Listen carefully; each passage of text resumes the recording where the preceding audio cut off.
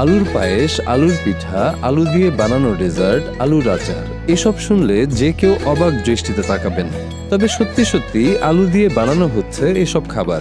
ওনারা অবাক হয়ে যাচ্ছে যে আলুর তৈরি খাবার এত মজা, আলুর মিষ্টি এত মজা। তো তারা বলে যে এগুলো কিভাবে সম্ভব। আমি আলু দিয়ে দিয়ে একটা সেমাই তৈরি করে ওটা মানে পায়েসের মতো সেল করি, তো ওটা আমাদের ডেজার্টের মতো বাচ্চারা অনায়াসে দেখি খাচ্ছে। তো তারা অবাক হয়ে যায় রীতিমতো যে আলুর তৈরি খাবার আর সেগুলো এত মজা। আলু দিয়েই তৈরি হচ্ছে 112 পদের খাবার। অবিশ্বাস্য হলেও এমন কাজ বাস্তবে করে দেখিয়েছেন বাংলাদেশি একজন নারী। আস্তে আস্তে আমার আইটেমগুলো বাড়াতে থাকি। মার্কেটে যেইগুলো ভালো চলে, যেমন আলুর ফ্রেঞ্চ ফ্রাই, ওয়েজেস, এরপরে হচ্ছে কাবাব, কাটলেট, আলু দিয়ে মানে যা করা যায়। আমি চিন্তা করলাম যে মাংস দিয়ে যদি কাবাব করা যায়, তো আলু দিয়ে আমি ট্রাই করে দেখি। তো দেখলাম আলুর কাবাব গুলা, কাটলেট গুলা, এরপর হচ্ছে মাংস পুলি পিঠা, ঝাল পুলি পিঠা, এগুলো তো আমি আলু অ্যাড করা শুরু করি। রুল, সব ভেজিটেবল রুলটাও আমি আলু দিয়ে করি। এভাবে করতে করতে হচ্ছে আমি আলু দিয়ে এখন 112+ আইটেম আমি করেছি। এক আলু দিয়েই 112টিরও বেশি খাবারের পদ তৈরি করছেন রাবেয়া আক্তার রিঙ্কি। তার প্রতি মাসের ইনকাম এখন লাখ টাকা ছাড়িয়েছে। এর পাশাপাশি সরকারি বিভিন্ন দপ্তরের প্রশিক্ষক হিসেবেও তিনি কাজ করছেন। বিক্রমপুর আলুর জন্য বিখ্যাত। এখানে আলু দিয়ে অনেক রেসিপি করা হয়েছে। আলুর মিষ্টি, আলুর চানাচুর, যেটা আপনারা দেখতে পাচ্ছেন, এই যে আমাদের আলুর চানাচুর, এটা এটা কিন্তু বানানো আমাদের হয়েছে। student করে এটা কিন্তু আলুর চানাচুর, আলুর মিষ্টি, আলু থেকে হচ্ছে আলুর আচার, রোল, হ্যাঁ আলুর রোল, অনেক কিছু বানানো হয়েছে। কাটলেট, ফ্রেঞ্চ ফ্রাই, কাবাব, কাটলেট, তো সবকিছু এখানে আলু দিয়ে শেখানো হয়েছে। আপনি বললে তো বিশ্বাস করবেন না, আমার এমনও মাস যায় আমি লাখ টাকার উপরে ইনকাম করি। সত্যি কথা এটা। এমনও মাস যায় আমি লাখ টাকা ইনকাম করি, আবার এমনও সময় যায় যে আমার সারা দিন সারা রাত ব্যস্ততার মধ্যে কাটে, আমি ঘুমানোর সময়টা আমার কাছে থাকে না। এক সময় রাবেয়ার স্বামীর কাপড়ের ব্যবসা ছিল, তবে ক্ষতির মুখে ব্যবসা ছেড়ে তিনি বিদেশে কাজ করতে যান। এরপর করোনার সময় তার প্রবাসী স্বামী ছুটিতে বাংলাদেশে এসে আটকে পড়েন। তার উপর শ্বশুরবাড়িতে জমি সংক্রান্ত একটা মামলা চলার কারণে সমস্যা আরো বেড়ে যায়। আমার বিয়ের পরে আমার হাজবেন্ডের বিজনেস ছিল, কাপড়ের দোকান ছিল। তো তারপরে হচ্ছে কাপড়ের দোকানে উনি লস করার পরে ওনাকে হচ্ছে ফ্যামিলি থেকে বাহিরে পাঠিয়ে দেয়। তো বাহির থেকে করোনাকালীন সময় আমার হাজবেন্ড ছুটিতে আসে। আসার পরে লকডাউনের কারণে আমার হাজবেন্ড আর যেতে পারে না। যেতে না পারার কারণে আমরা অনেক সমস্যায় পড়ে যাই। সেটা হচ্ছে আমার হাজবেন্ডের আমাদের জমি সংক্রান্ত শ্বশুরবাড়িতে একটা মামলা চলতেছিল। সংসারে অভাব, জমি সংক্রান্ত মামলার খরচ, মাথা গোজার ঠাঁই হারানোর শঙ্কা, সবকিছু মিলিয়ে তখন যেন তাদের জীবন থমকে গিয়েছিল। নতুন করে সবকিছু শুরু করার তাগিদে তখন তারা সেই জটিল পরিবেশ থেকে বের হয়ে যান। তো ওই মামলার খরচটা সম্পূর্ণ হচ্ছে ফ্যামিলি থেকে, যেহেতু আমার হাজবেন্ড তখন দেশে আর উনি ফ্যামিলিতে কোনো টাকা পয়সা দিতে পারতেছিল না, কোনো খরচ বহন করতে পারতেছিল না। তো তার উপর হচ্ছে ফ্যামিলি থেকে মামলাটা ওনার ঘাড়ে চাপায় দেয়। মামলা আমাদের ঘাড়ে চাপানোর পরে আমরা হচ্ছে খুব সমস্যায় পড়ে যাই। এরপরে হচ্ছে এক পর্যায়ে ঝগড়া হয় বা ফ্যামিলিতে বিভিন্ন আমাদের কটু কথা শুনতে হয়। তো আমরা রাগ করে হচ্ছে বাসা থেকে বের হয়ে যাই আর বলি যে না, আমরা মামলা মোকদ্দমা এগুলো আর চালাতে পারবো না, আমরা এখানে আমাদের থাকা সম্ভব না। আমরা দুজন ডিসিশন নিই এবং আমরা সেদিনই বাসা থেকে বের হয়ে আসি। রাবেয়ার স্বামীর পকেটে তখন ছিল মাত্র 2000 টাকা। মুন্সিগঞ্জ শহরে এসে একটা ভাড়া বাসায় উঠে নতুন করে সংসার সাজান তারা। তবে স্বামীর স্বল্প বেতনে তাদের জীবন চালানো খুবই কঠিন হয়ে পড়ে। কোনো কিছুই কোনো মানে প্ল্যানিং ছাড়া আমরা যেহেতু বের হয়ে যাই, মুন্সিগঞ্জে আসার পরে হচ্ছে আমাদের কিভাবে কোথায় থাকবো, কোথায় খাবো, কি খাবো, বাচ্চাদের নিয়ে কি করব, একটা খুবই সংকটে, আর্থিক সংকটে পড়ে যায়। এরপর হচ্ছে আমার হাজবেন্ডের পকেটে তখন 2000 টাকা ভাইয়া। আমার মানে মাথায় কোনো কিছুই কাজ করতেছিল না। তো ওর ছোটখাটো একটা জব হয়, জব হওয়ার পরে যে টাকাটা বেতন পায় সেটা দিয়ে আমাদের কোনোভাবেই হচ্ছিল না। তখন আমার হুট করে মাথায় আসলো যে আমি কিছু একটা করি। প্রতিবেশী ভাবির কাছ থেকে 3000 টাকা ধার নিয়ে রাবেয়া তার উদ্যোগ গ্রহণের জন্য প্রয়োজনীয় সরঞ্জাম কিনে ফেলেন। আমার পাশের রুমের ভাবির সাথে হচ্ছে আমি আমার কথাগুলো শেয়ার করি। সে ভাবি বলল যে তুমি যেহেতু রাবেয়া ভালো রান্না করতে পারো, তো তুমি কিছু একটা করে অনলাইনে সেল করতে পারো কিনা। তো আমি তারপরে হচ্ছে প্রথমে পাশের ফ্ল্যাটের ভাবির থেকে হচ্ছে 3000 টাকা ধার নিয়ে হচ্ছে আমি কিছু মালামাল কিনে আনি, যেগুলো দিয়ে হচ্ছে আমি আমার খাবারগুলো মেক করব।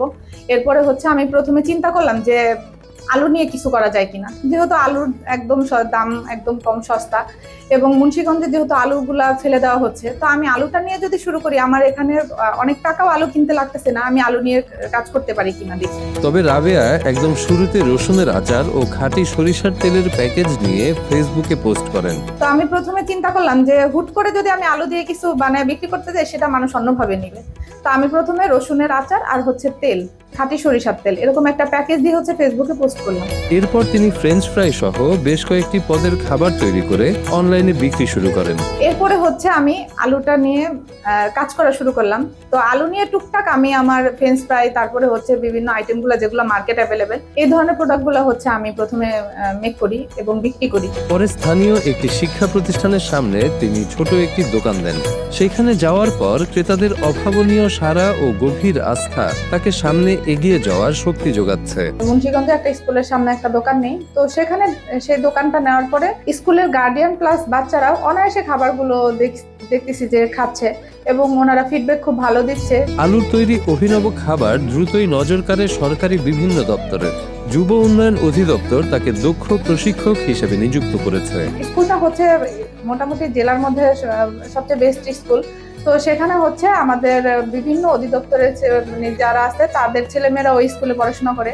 তো এরপরে হচ্ছে যুব উন্নয়ন থেকে আমাকে কল করে তাদের অফিসে ডাকা হয়। এরপরে হচ্ছে যুব উন্নয়নের থেকে যখন ডাকলো আমাকে, তখন তারা বললো যে আমি আলু দিয়ে কি কি আইটেম বানাতে পারি। তো তাদেরকে বললাম, তো তারা আমাকে ট্রেনার হিসাবে নিযুক্ত করে তাদের এখানে।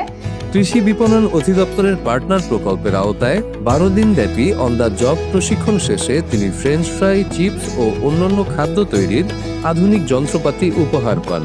এরপর আরো বড় পরিসরে আলু দিয়ে বানানো বিভিন্ন খাবার প্রস্তুত করা শুরু করেন। কৃষি বিপণন অধিদপ্তর থেকে আমি একটা পার্টনার প্রকল্পের আওতায় একটা ট্রেনিং করি, অন দা জব প্রশিক্ষণ 12 দিন ব্যাপী। তো সেখান থেকে হচ্ছে ট্রেনিং করে আসার পরে আমাকে আলুর মানে খাবারগুলো তৈরি করার জন্য বিভিন্ন মেশিনারিজ দেওয়া হয়, যেমন ফ্রেঞ্চ ফ্রাই, কাটার, ভাজার, ড্রায়ার, চিপস তৈরি করা। তো সেখান থেকে আমার আলুর প্রোডাকশন গুলো আরো বেশি হচ্ছে। আমি চিপসটা ওই মেশিনে একদম সহজলভ্য হয়ে গেছে। ওইখানে ইনস্ট্যান্ট চিপসটা যখন আমি তৈরি করে দেই, বাচ্চারা বাজারের চিপসের চেয়ে ওই চিপসটা খুব মানে ভালো খাচ্ছে। সরকারি মেলা ও উদ্যোক্তা প্রদর্শনীতে আলুর পায়েস, পিঠা, ডেজার্ট, আচার সহ 70টিরও বেশি খাদ্য সামগ্রী প্রদর্শন করে রাবেয়া প্রথম পুরস্কার অর্জন করেন। পরে জেলা প্রশাসনের উদ্যোগে জেলার বিভিন্ন উপজেলায় আলুর পুষ্টিগুণ ও বহুমুখী ব্যবহার নিয়ে প্রদর্শনী ও প্রশিক্ষণও পরিচালনা করেন। যুবনান থেকে একটা মেলা অ্যাটেন্ড করি। ওই মেলা অ্যাটেন্ড করার পরে হচ্ছে আমাদের ডিসি স্যার ওই মেলা ভিজিটে আসে। ভিজিটে আসার পরে ডিসি স্যারকে যখন মানে জিজ্ঞাসা করছি যে এগুলো কি, তা আমি বললাম যে ম্যাডাম এগুলো আলুর পায়েস, এটা আলুর পাটিসাপটা পিঠা, এটা আলু দিয়ে করা ডেজার্ট। তো উনি মানে দেখে খুব অবাক হয়ে গেছে, এটা আলুর আচার। তো বলতেছে আলুর তৈরি পিঠা, মানে উনি অনেকটা আলুর পুলি পিঠা, অনেক অবাক হয়ে গেল। এরপরে উনি বলতেছে যে আলু দিয়ে এগুলো হয়। পরে আমি ওনাকে বললাম যে ম্যাডাম স্যার আপনি যদি কিছু মনে না করেন আমার একটু খাবার এখান থেকে টেস্ট করে দেখেন। তো উনি খাবারটা টেস্ট করে ভাইয়া একদম অবাক হয়ে গেছে। বর্তমানে বাজারে আলুর ভেজাল পণ্যে সয়লাভ হয়ে আছে। আলুর এসব নির্ভেজাল পণ্য ঠিকমতো বাজারজাত করতে পারলে এর বিপুল চাহিদা তৈরি হবে বলে মনে করেন এই কর্মকর্তা। আমাদের স্কুল কলেজের ছোট বাচ্চারা যে চিপসগুলো খায়, এগুলো অধিকাংশ সময় কিন্তু স্বাস্থ্যসম্মত না। কিন্তু যদি আমাদের এই যে পটেটো চিপস যদি আমরা বাজারে প্রসার করতে পারি, তাহলে বাচ্চারা যেমন একটা অথেন্টিক এবং স্বাস্থ্যসম্মত পটেটো চিপস তারা খেতে পারবে এবং হচ্ছে এই ভেজাল থেকেও তারা নিরাপদ থাকতে পারবে। আর এখানে আসলে মূলত আমি সম্ভাবনা দেখতেছি যে প্রত্যেকটারই সম্ভাবনা আছে। বাংলাদেশ যেহেতু বিপুল জনসংখ্যার একটি দেশ, আপনার নতুন কোনো কিছু আনলেই বাজারে আস্তে আস্তে এটার একটা চাহিদা তৈরি হবে। শুধু ব্যবসা নয়, আলুর স্টার্চ নিয়েও চালিয়ে যাচ্ছেন নিজস্ব গবেষণা।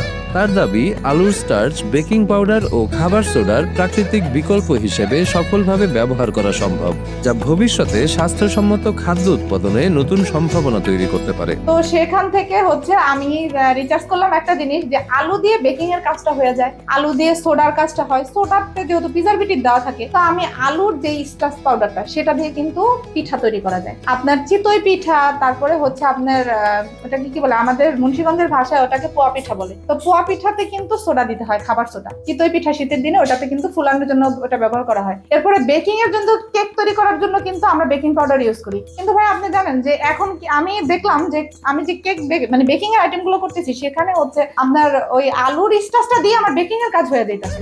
বর্তমানে ফ্রেঞ্চ ফ্রাই, ওয়েজেস, কাটলেট, কাবাব, ভেজিটেবল রোল, মাংসের পুলি পিঠা সহ 112টিরও বেশি আলুর খাদ্য সামগ্রী তৈরি করছেন তিনি। নিজের 2 সন্তানের লেখাপড়ার খরচ চালানোর পাশাপাশি পিছিয়ে পড়া নারীদের সরকারি ও বিনামূল্যে উদ্যোক্তা প্রশিক্ষণ দিয়ে স্বাবলম্বী হওয়ার পথ দেখাচ্ছেন। আত্মকর্মসংস্থানের জন্য যেগুলো প্রয়োজন ওইগুলি সবসময় যাতে আমরা স্বাবলম্বী হতে পারি, কিছু করতে পারি নিজের জন্য এবং নিজেদের পরিবারের জন্য।